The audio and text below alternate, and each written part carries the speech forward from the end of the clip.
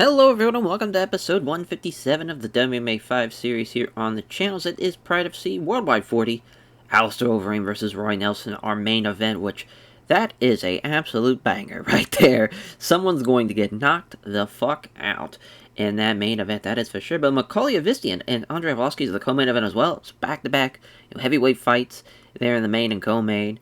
That's going to be an interesting one. That's a bit of a clash of styles. Vistian obviously looking to take him to the ground, and Arlovski obviously has some fucking power in those hands of his, and that should be a fun co-main event, though. And Martin Kampmann taking on Johnny Hendricks in the welterweight contest here on the card, the only welterweight contest on the main card, as Johnny Hendricks has been quite interesting as far as how quickly he has risen up the rankings. Obviously a guy that basically was one of the top welterweights in the world at one point, obviously because of, probably steroid abuse, but it is what it is. Maybe not abuse, but just use, as far as from that perspective. But taking on Martin Kampmann, who has not had a great run as of late, that's definitely a winnable fight for Johnny Hendricks, and that'd be a great win for Martin Kampmann. As Luis Firmino taking on Ben Henderson as a lightweight contest, the only lightweight contest on the main card as well. So we have a lot of one of everything here after we get down off the two heavyweight fights.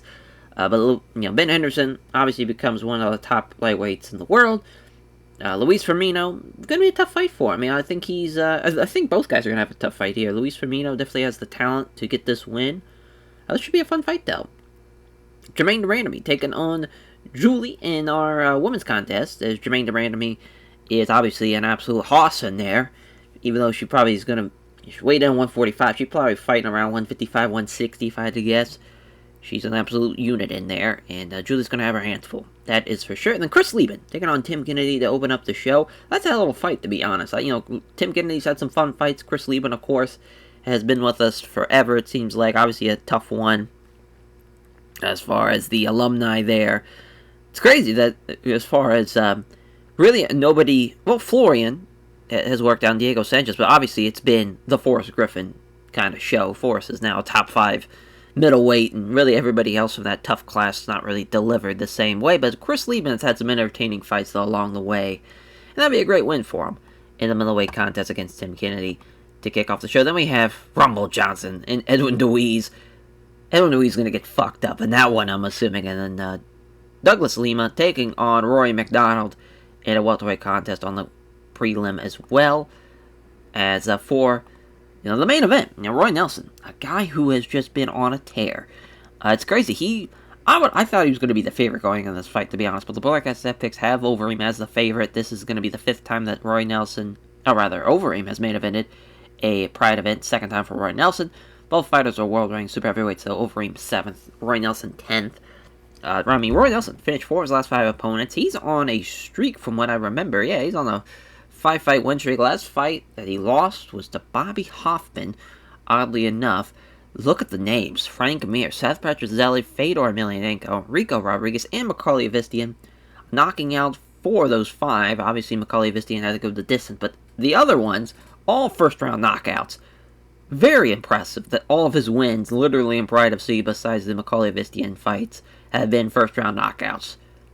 That's nuts. Absolutely nuts. It's crazy he beat Fedor but lost to Alexander, and he also lost to Valentin Overeem, so he's got a chance to beat the quote-unquote better half of the brothers there if he does beat Alistair today, which that'd be a hell of a win, though, nonetheless. As far as, obviously, Overeem, 12-8, though, not the greatest of records.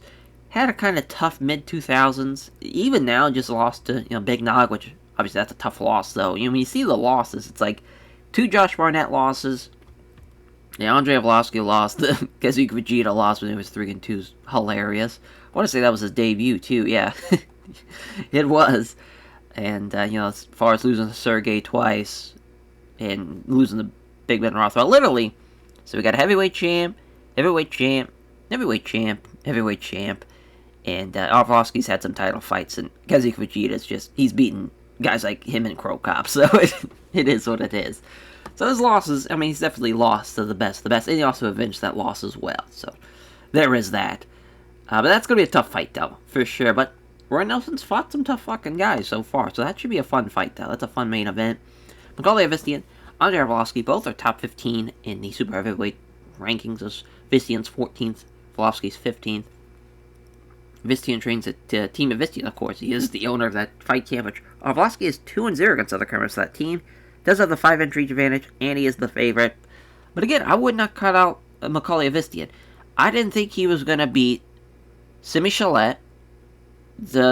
I didn't even think he was going to beat Pete Williams, to be honest. But like the Pedro Rizzo fight was tough, even though he lost. And same thing for Cain Velasquez. He lasted a good long while. And same thing for Roy Nelson. I mean, as we saw, he's the only guy to not be knocked out by Roy Nelson. It's pretty impressive. You know, for Andrei Arlovski, 13-8, 16-10 as a whole. He's on a 2-fight win streak, though, but definitely was slumping there in the mid-2000s. But he's gotten back on the right track. I mean, had a fucking heavyweight title fight. And I thought had a decent chance against Begnog. He did get knocked out in the first round, but I mean, it was a tough fight, though. Tough fight nonetheless. He's fought Crow Cop, he's fought Ben Rothwell, fought some tough guys, Fedor. So, I mean, looking at, he lost to Simi Chalette, which was his first Pride FC loss, if I remember correctly. Yes, it was. So, MMA math would dictate that Macaulay Vistian has a chance. Because that was back when there was prime Simi Chalette, though. So there is that. But Martin Kampmann, Johnny Hendricks, the Hitman versus Big Rig. Johnny Hendricks submitted 3 of his last 5 opponents. Kampmann is 13th in the welterweight division. Hendricks 23rd, of course. Though Martin Kampmann has not won in a single fight so far in his Pride FC run. But he does have an 8-inch reach advantage, but he's still, the Blurcast stat picks are still going with Johnny Hendricks, which I don't blame him at all. Martin Kampmann, it hasn't clicked for him. And after this fight, if he loses, which he probably will, going down to either Elite XC or Ring, something, probably Rings, since he just had an Elite XC run. But yeah, Johnny Hendricks, he won in his debut, and it was Matt Hughes, that's what and then he beat KJ Nunes. He's already had, this is going to be his 3rd fight in 2010, so he's had a lot of fights already. So that's good for him, as far as going to be potentially, as far as 8-1, as Luis, Firmino, Ben Henderson. As Henderson's finished off his last 5 opponents, Firmino's won 4 of his last 5 fights by decision. This is going to be a tough fight. I mean, Luis Firmino is the favorite, which is no surprise. 18-8, he just lost to BJ Penn, which, I mean, it's a tough fight. You know, BJ Penn, former lightweight champion, and a guy who's fought Toby Imada and Dean Thomas. He's beat Joaquim Hansen in the past. He's got some interesting wins. I mean, Gleison Tibau's never an easy fight. Would like to see what would happen here as far as his last finish win was 2006. It was won by a guillotine at UFC 88. But this is going to be a fun fight, though. I think Ben Henderson, you know, as far as the wrestling taekwondo background, hasn't lost yet. Beat Ricardo Lamas with the rear naked choke in the first round. He's had good to great fights his whole run so far. This is a big fight for him. It's a big fight for sure, and I think this is definitely up his alley, though. If he gets that guillotine choke, it's going to be over, probably. The Iron Lady, though, Jermaine Durandamy, taking on Julie Kedzie, as Julie is the underdog going into this fight, which makes sense, but she has finished 3 of her last 5 opponents. Jermaine Durandamy, 7-inch reach advantage. Probably going to come in with a weight advantage as well. I just don't see it happening. You know, 13-5 for Jules. She lost a Cyborg. Poor Julie, though. I mean, Jesus Christ. Taking on Cyborg and Jermaine Durandamy in back-to-back fights should be... I mean, we should definitely give her a tomato can of crush for this next fight, because that is brutal. Absolutely brutal. To take on both those fighters back-to-back. And Chris the Crippler Liebman taking on Tim Kennedy. Pretty close to the Blurcast tap picks. That makes sense. I think it's very even. Wouldn't be surprised if they're both in the, as far as minus 110s and minus 110s for both guys on the betting line. As Lieben has finished 4 of his last 5 opponents. Tim Kennedy has won 3 of his last 5 fights by decision. As for Chris Lieben, though, I mean, knocking out Scott Smith was wild. For sure. Knocked down Michael Bisping. He just can't beat Melvin Manhoef. It just is what it is. Lost to Mark Hughes as well. That was a split decision loss. There is that. But, yeah, I think it's going to be an exciting fight, though, for sure. You see the wins, it's by knockout. Usually doesn't go the distance, but that's what Tim Kennedy, that's kind of his bread and butter. To get guys into the deep water, grind them out, use that wrestling to his advantage. And as far as... he beat Jacare Souza, beat Ryan Jensen, Vitor. This is going to be a tough fight. He's beaten a lot of tough fucking guys. That middleweight division's always tough, but you look at those names, you're like, man, Guy Metzger, is probably the easiest win, but other than that, Gegard Mousasi's a tough fight. Keith Jardine, which he did end up losing to Jardine, but that was a split decision win. Fought Rich Franklin, lost to Rich Franklin, but still, Rich Franklin, tough guy. Beaten Vitor Belfort and Jacare Souza and Ryan Jensen. Like, those are tough-ass fights. That is for sure. That's going to be a fun opener. The prelim, though, Anthony Rumble Johnson, Edwin DeWeese.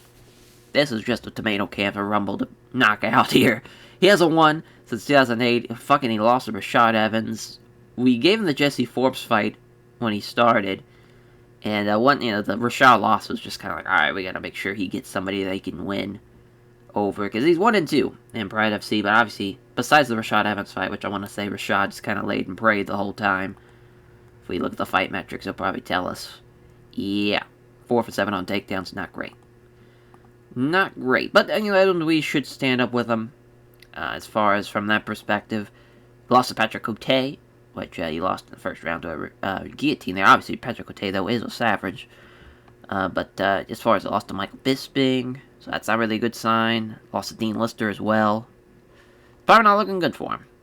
But we'll see, though. He was on a 4-5 win streak going into the Patrick Cote fight. Might have some type of momentum going into this fight. And Douglas, the Phenom Lima taking on Rory Aries McDonald, as Rory McDonald should dominate here. This is Douglas Lima's debut, but I just don't see it. As far as Rory McDonald, won 3 of his last 5 fights by decisions, got the 5-inch reach advantage. Should be an easy one. Douglas Lima, though, maybe he'll pull off the upset. It is plus 180, minus 230, relatively close, both undefeated. Someone's going home with a loss, unless it's a draw. And it's both relatively same height, weight, age. Athens, Georgia, British Columbia for Roy McDonald. As that brings back judges. Here we go. As exchange of blows comes and goes, neither fighter can really land anything, though. Douglas Lima comes up short on a body kick. McDonald moves in with a jab and a right cross. Lima's still trying to pressure him, which McDonald has no problems throwing some strikes. 2 left hands there off the exchange. Another left hand. And the southpaw, Roy McDonald, doing a good job so far. Can't catch him with a step left jab. Then catches him with a right hook, though. There's a jab and a leg kick. Douglas Lima. And scored the jab, doesn't connect the low kick. McDonald with a good 1-2 rather. As Lima comes forward and the two fighters start to trade blows. There's jab and exchange. Fools him with a feint. Doesn't trouble his opponent with a triple punch combination there. As now they're really just swinging for the fences, not really landing anything. About the halfway point in the round. As, again, just nothing really happening now. Uses the left jab, doesn't connect the right roundhouse kick to the body. Left jab and left hook to the body. Pair of jabs in exchange from McDonald. Jab lands, McDonald avoids the big right. To the left hook. Oh, look at Lima, though, with a sharp 1-2. Finding passes opponent's guard. Oh, he does it again, I believe. Oh, he does. It's wild. Just keeps on tagging him with these 1-2s. Now they both go toe-to-toe with strikes. Neither fighter can land anything, though. Combination ends with a roundhouse kick to the body. Fails to land from Lima. Throws a punch, but doesn't hit it, though. And now McDonald's going to clinch with him. Knee strike to the body. Got him up against the ropes. Trying for the knee. That gets blocked. Catches the knee this time. Or gets caught, rather, with a knee strike to the body. Get him up against the ropes again. He's got him. Look for the takedown. Has he got him here? No. As far as Douglas Lima fights it off. He even gets his leg free. But he's starting to slow down. Jab is wide from Lima. Here comes Roy McDonald. He hits him now with a straight right. Stepping forward, strike exchange begins. There's 2 counter left hands. There is a 1-2. Doesn't land to either of them, though, from Douglas Lima. Misses the jab. As hits the leg kick to the lead leg, though. There's a good right hand from Roy McDonald. 2 counter left hands from McDonald. Left hand, but McDonald dodges the leg kick. McDonald looking for another clinch and another slam here, and he's got him with the slam. It's a nice round for Roy McDonald. Douglas Lima did all right. I don't think it's over for him or anything. He definitely can. As far as if he gets some more power in there, maybe we'll be able to knock him out or something. But I think Roy McDonald, now that Douglas Lima's a little tired, Roy McDonald's going to turn it up on him here in the second. Missing the big right hand. Here comes Douglas Lima with a counter. It's a couple of jabs, followed by a attempted shot to the body. There's taking on the arm instead. Taking with a quick flurry. Lima lands 2 of the 3 punches. Misses the vicious right hand. Scores the jab, can't hit the right cross. There's 2 jabs on the right hand. Closing the distance out. Douglas Lima obviously knows his bread and butter is with the striking. 2 jabs hit home, scores with a right to the body. Missing the left jab, hits the leg kick to the lead leg, though. So now they're just throwing leg kicks now. The fatigue again creeping in. Now Roy McDonald's starting to feel it. Fails to land any of the strikes for the combination, then with a slithering low kick. Now McDonald again. Got him against the ropes. Looking for a takedown here after the hard foot stomp. Got him, sweeps the leg. It's got side control. Roy McDonald's just going to do enough, I think, to win this fight. Just keeps on edging him out, slowly but surely, every round it seems like. See what happens in the final round. Douglas Lima, you got to go for broke. As here comes a big right cross that comes off wide. So McDonald with the counter. It's a left jab, but misses the big right hand. And now it's shattered. Douglas Lima gets pulled into a clinch. Oh, wow. As he slams him down, does Roy McDonald, looking to pass guard. He does though, but it's only the half guard.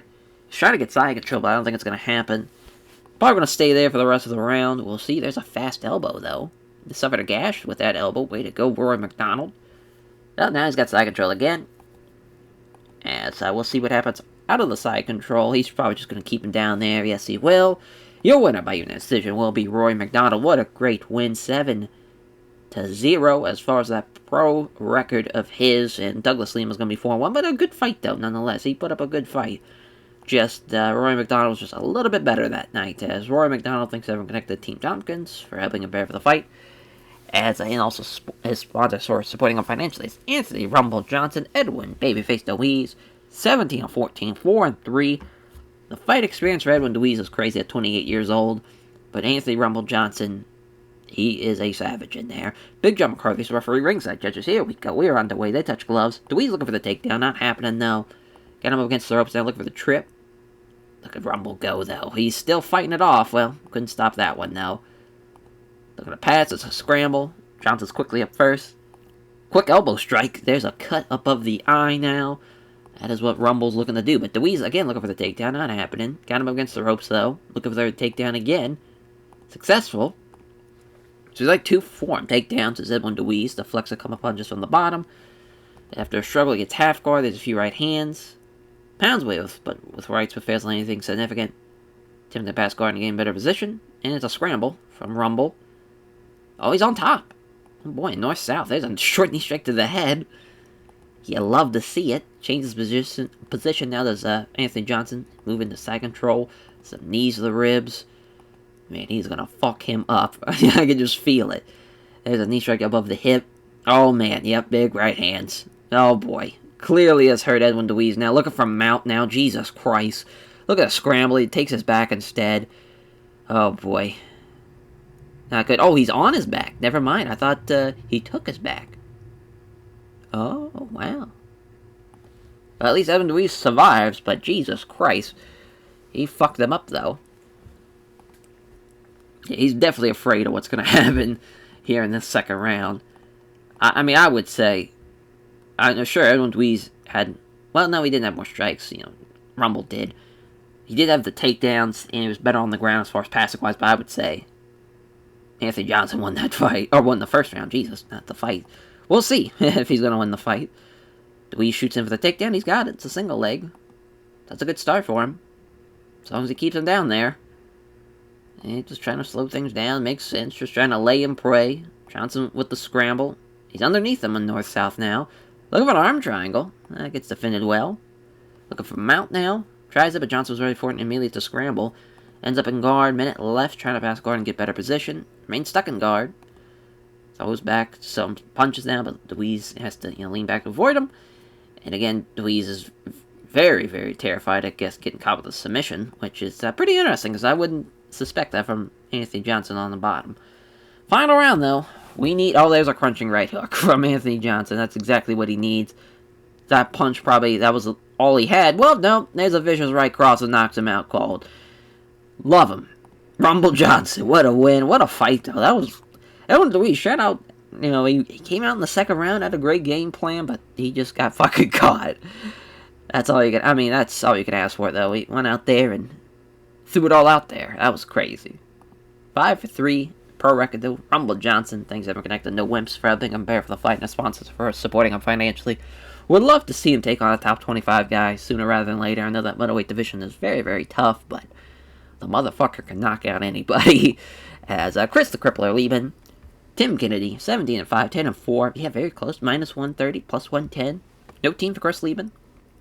American Top Team for Tim Kennedy, both 30 years old, both 5'11", both weighed in 205, and San Luis, California for Tim Kennedy, Portland, Oregon for Chris Lieben. He won the cow as a referee, ringside judges. Kennedy does some shadow boxing during his entrance to loosen up a little bit. Round one begins. Lands the right jab, but finds nothing there on the big left. Obviously, the southpaw there. Kennedy to step right, then hits Kennedy with a beautiful straight left, though. There's the southpaw landing that strike. Tim Kennedy comes in looking to get some grappling going, as Lieben blocks Kennedy from throwing the knee strike. Got him against ropes, though. Yeah, this is kind of... Oh, he's trying to, but Lieben circles out of it. It's a great job by Chris Lieben to get out of that. Wide hook to the body, but Kennedy avoids it. Now Kennedy clinches with him. Man, Chris Lieben out-wrestling him. I did not see that coming. Looking for the takedown now. Yeah, that didn't happen. Look at the muscle against the ropes. Again, Chris Lieben doing a great job here. Looking for a judo throw now. Well, it's kind of no answer for the judo throw. And he's got his back. If he's got the body triangle, that's going to be all she wrote. Looking for the rear naked choke without it. Still trying to turn him sweeping. That's not happening. It's doing a good job as far as fighting off the block. Is Chris Lieben doing a great job so far. Making sure he doesn't get that arm underneath the chin. Just hanging on. Hanging on for dear life. Now he won the car was going to stand him up. It's a good sign there. I'm glad he stood him up. Because I think Chris Lieben did a great job of blocking him so far on the ground. There's a quick punch. Doesn't land it, though. Kennedy gets a hold of him again. Looking to get him against the ropes. He does so. Yeah, I think now he'll definitely have control. Yeah, it looks like that was exactly what happened. Tim Kennedy, I mean, he did what he was going to do. You know, he's going to get him up against the ropes or get him on the ground and keep him down there as much as he can. But at least Lieben landed one shot from the one southpaw strike that landed pretty heavily. But yeah, some boos from the crowd. Hopefully the second round. And we get a great start there. There's a nice 1-2, a nice right jab, and a straight left that lands hard. Tim Kennedy looking for the takedown, not happening. Still gets a hold of his leg, though, trying to get him against the ropes. He does so, just putting all his weight on him now. It's disgusting seeing what Tim Kennedy's doing here, as far as he's just trying to grind this one out. Thank God the referee separates him, but Chris Lieben's...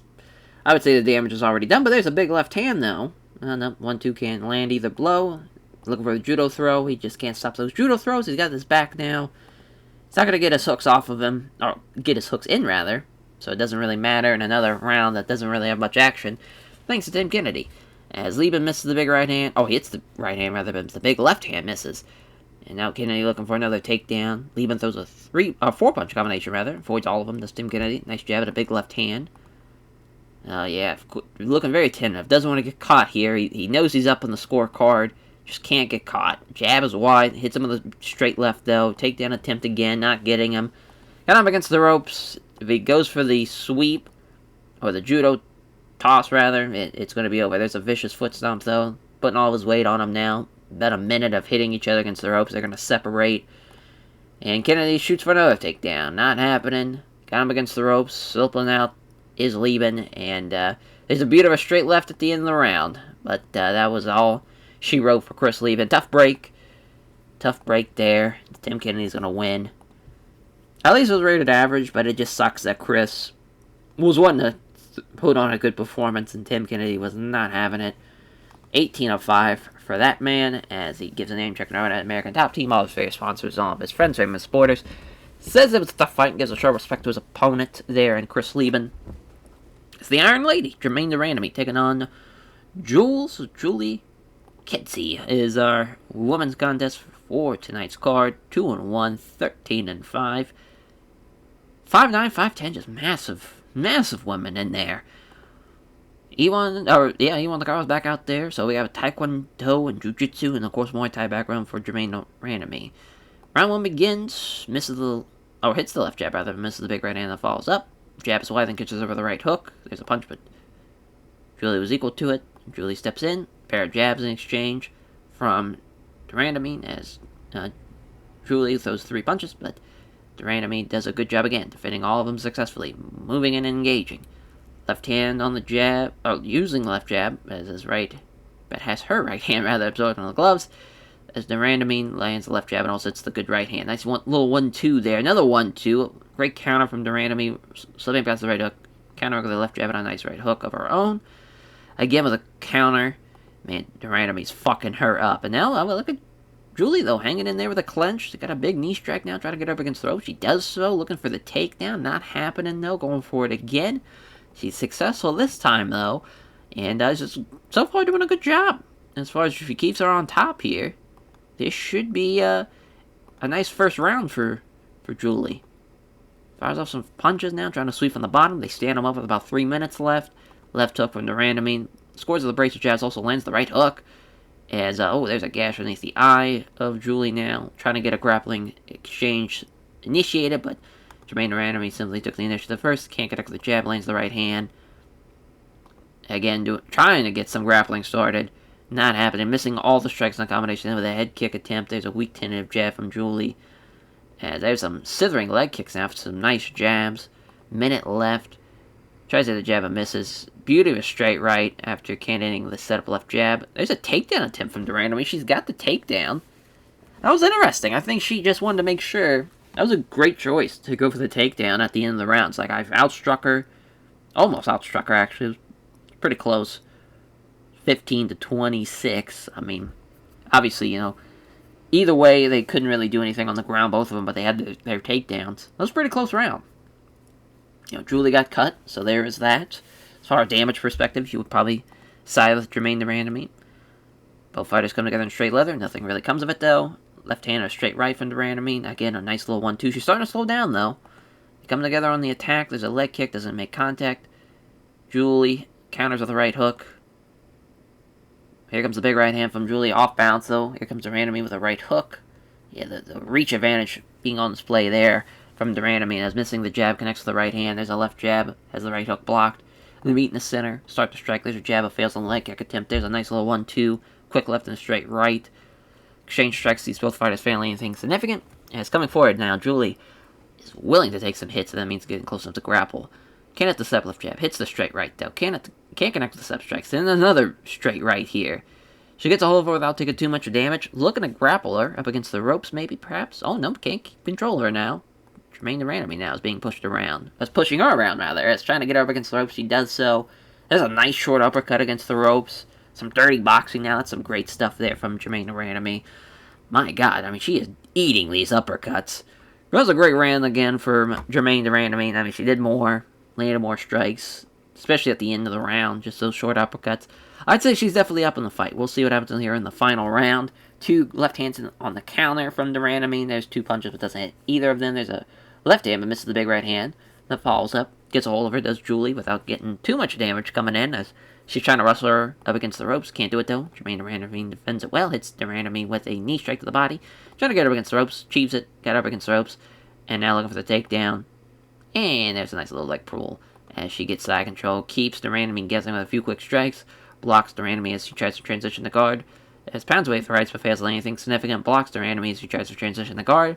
Some more right hands, takes a moment to plan ahead, tries to transition the guard, can't manage it, throws a few right hands, blocks a tentable guard, pounds away with the rights but doesn't do much damage, tries to move the guard, but Julie doesn't allow it. And that is the end of the fight. Kind of a bummer in the third, but by that point I think both girls were pretty much tired. But yeah, Jermaine Durandamy will win by unanimous decision. At least it was rated a good fight, though. So there's, I mean, the first and the second I thought were really, really good fights.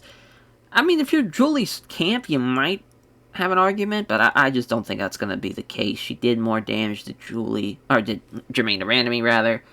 I just think she did more for it, but I mean, it is close. It was a lot closer than I thought it was going to be. I'll give him that. I mean, it makes sense that the betting lines were minus 110 and plus 100 should be close. As she praises her fight team, everybody responds to all of her fans again about the sport, and she also praising Jules for her skill and toughness there. As that was a good fight, though. It was a good little women's fight. As our lightweight contest, Luis Firmino, Ben Henderson, the fight experience, just all around for Luis Firmino. It was the heavy favorite too, minus 270. Brazilian Jiu-Jitsu background. Ben Henderson's got a tough fight here. Tough fight to make it 6-0. Big John McCarthy's the referee. Ringside judges. Here we go. They touch gloves. Jab is wide from Henderson, then catches him with a left hook, though. And now they clinch up and wrestle. Ben Henderson's the aggressor, though. Got him up against the ropes. Look at that. He took him down. Now takes the opportunity to stand up, albeit under back control. He takes him down again. There is 2 quick takedowns. And he's got his back. Looking for the rear naked choke. If he gets both hooks in, it's going to be all she wrote. But, oh, he's got it. Wow. Jesus Christ. Ben Henderson making light work of that. That is all she wrote there. What an upset for Ben Henderson, my God. 6-0, making light work of Luis Firmino. What a fight camp, though, No Wimps have with Ben Henderson and Anthony Johnson. As he, thanks everyone connected to No Wimps for being prepared for the fight, the sponsors for supporting him financially. Looking at the replay of the finish, Ben Henderson says as part of the game plan, he was waiting for the right opportunity to apply it. God damn, though, that was crazy. Did not expect that at all. Martin, Hitman, Catman taking on Johnny. Big Rig Hendricks, 7-1, 10-7. Muay Thai background, wrestling background for Johnny Hendricks, AMC Pinkerton, Team Link for Martin Catman as a plus 140, minus 180. You want the cow as a referee, ringside judges there. We are underway. Doesn't connect with the jab, but doesn't, connects with the jab, but doesn't connect with the leg kick that follows up. Does Catman, and now Hendricks has got him, trying to get him up against the ropes. Oh, wow, look at Martin Catman standing his ground, though. Well, now he's got him against the ropes. Here comes the suplex there, underhooks there, trips him down. Catman's left on his back. Here comes Johnny Hendricks. You're in Johnny Hendricks' world now. My God, pounds away with some right hands, doesn't do much damage. Trying to move the guard from half guard to full guard, but Hendricks not allowing that. Yeah, you are in a world of hurt, Martin Catman. You're not getting out of this. He wanted the guy who was going to stand him up, though. But I'm sure Johnny Hendricks is going to look to go right back down. There's a left hook, though, and there's a spinning back fist from Johnny Hendricks who knocks him out cold with it. Fuck yeah. Oh, we love a spinning back fist around here. That is fantastic. Caught him with the spinning back fist. Martin Catman's going down to rings. 10-8, 0-4 record in Pride FC Tough Break there. But what a win for Johnny Hendricks, making that 8-1. And he has been on a roll. So he gives a name check there with AMC Pinkerton. Always very responsive to all of his fans, and supporters. Says that he has a lot of respect for Martin Catman and praises his toughness. It's our co-main event. Can't believe we're already here. I mean, it's been a pretty crazy 2 fights we just had. As the heavyweight contest, 2 Sambo fighters, with Arlovsky having also a boxing background. Team Avistian, of course, leader in Macaulay Avistian. No team, though, for Andrei Arlovsky. He is the favorite, though, at minus 360. Big John McCarthy staying out there. Ringside judges. Opening bell. Here we go. They touch gloves. Missing left hand in exchange. Here's a beautiful straight right from Andrei Arlovsky if the jab is wide. Counter jab doesn't connect, though, from... Oh, man, Arlovsky's fucking him up after... He's missing the jab, but he's landing the vicious... Oh, my God. Here comes a vicious right cross now. Knocks him down. Arlovsky looking to finish the fight with stomps and kicks, but he's too slow, though. As Vistian's already back up to his feet. Checking it with the jab and lands the big right hand again. Listen, I know Vistian survived against Roy Nelson, but I don't think it's going to happen this time around. He is getting fucked up by Andrei Arlovsky. Misses the left hand. Here comes a fantastic right cross now. Knocks him down for the second time in this round. And he's going to fire away with some more punches. Jesus Christ. Andrei Arlovsky is your winner by TKO. Unreal. 17-10. What a win for Andrei Arlovsky. Macaulay Vistian, though, he's got nothing to be ashamed of. He's at the tail end of his career. He's had some tough-ass fights so far in Pride FC. He's fought some of the tougher heavyweight guys we have, and he's put on some good performances, though, even though that one was not his finest performance. But the fact that he survived the first onslaught is pretty impressive. Arlovsky gives a name check to all of his sponsors, all of his fans who came out to support him. Our main event, I mean, what a tale of 2 completely different men. We got the power of horse meat, the power of HGH, the power of just shooting shit into your body to look like a fucking Adonis. And then, Big Country Roy Nelson. Man, oh man. Unbelievable. Perfect main event for this card. Love it. It's crazy that Roy Nelson is... he weighs more than Alistair Overeem. That 240 pounds is literally all muscle. Jesus Christ. Big John McCarthy's referee. Ringside judges. Overeem having a major size disadvantage is so fucking funny. Here we go. They engage with some strikes, missing the right hook, and gets kind of a quick left jab and a right hook. Oh, man. Overeem with some great shots already. Oh, man. Overeem with a jab. 10 to the body, but taken on the arm. So far, Overeem doing a good job off the counter. Slipping past the right hook and counters with a jab of the right hand that nearly fails to connect. Overeem slipping past the right hook and counters with a spin kick to the ribs. Oh, that would fucking suck. Overeem scores with a one punch out of a sudden flurry, then hits a kick to the lead leg. There's a right cross, though, from Roy Nelson. There's a left cross now. Oh, Roy Nelson with a powerful right hook. He knocks him down. No fucking way he's going to finish the fight here. No, Overeem's already back up. Unreal. Brace of jabs now. As Overeem still looking to land that solid right hand as well. There's a high kick. That's why the mark. That would have been fucking crazy. Oh, man. Overeem scores with 2 punches out of a flurry. The right hook's blocked. There's a massive right hook on the jaw. He knocks him out cold. Roy Nelson is just unbeatable. It seems like that is fucking insane. 12-4. No, I mean, what an upset win again for Roy Nelson, and just unreal. Unreal. I mean, Alistair Overeem, what? He's got to be... Yeah, he's 8th. He's going to take on a top 5 guy now. Unreal. Unfucking real. What a win for Roy Nelson. As giving thanks, he praised his team at his fight camp. His response to all of his fans came out supporting and watching the replay of the finish, says he was really happy with it and landed it perfectly. As a testament to his training, as he gave a charismatic performance. Unreal. Unfucking real. I mean, what a card. That really, like, turned into a whole nother level after that opener. Like, that was crazy. I mean, really, the whole card was really good besides the opener of the fight of Tim Kennedy and Chris Leben. That was crazy. Absolutely crazy. What a TV taping. Yeah, we gotta give a performance bonus for Roy Nelson. You fucking kidding me? Yeah, KO definitely for Johnny Hendricks. I think that definitely is well deserved. Ben Henderson's going to get a fight performance, though. Bonus, for sure. Same thing for Durand, I mean. Yeah, and then probably Anthony Johnson. Yeah. Solid night. Solid night. Man, that was a hell of a fight. Oh, wow, we actually lost money that card. Thanks to Johnny Hendricks and Ben Henderson making $1 million. Well, that's nice, though. We have money to spend. That's completely fine. Warms my heart, seeing everybody fill their pockets. As that will do it for this episode, though. Thank you all for watching. It's crazy. We are down to 8 shows left. We just have October, November, December. Just like that. Our final 3 months. Crazy. Absolutely crazy. Yeah, I mean, this is going to be a hell of a journey that we have been on. And to see it end, it's going to be pretty sad, I'm not going to lie. I don't know, as far as, like, it's going to be weird not doing this, preparing for a Monday, you know, but, it just is what it is. Some things, you gotta, you know, some things, everything ends in life. That's just the way she goes. But, man, the next card, it's Brazilian Bushido 11, and it's Shogun versus Anderson Silva. I can't wait. Cannot fucking wait for that fight. That is an absolute dream fight, come to life, cannot wait, as, you know, this is just unreal, just unreal to see, and, you know, that was UFC 126, is that correct there, that they were, that they were hoping for. I think it was afterwards, yeah, because they were wanting to have Silva and GSP, and then it was just like, yeah, let's just do Shogun and Silva. But, man, oh man, incredible to see that we get to have it here. Obviously, you know, you see a light heavyweight versus, you know, technically more of a middleweight guy.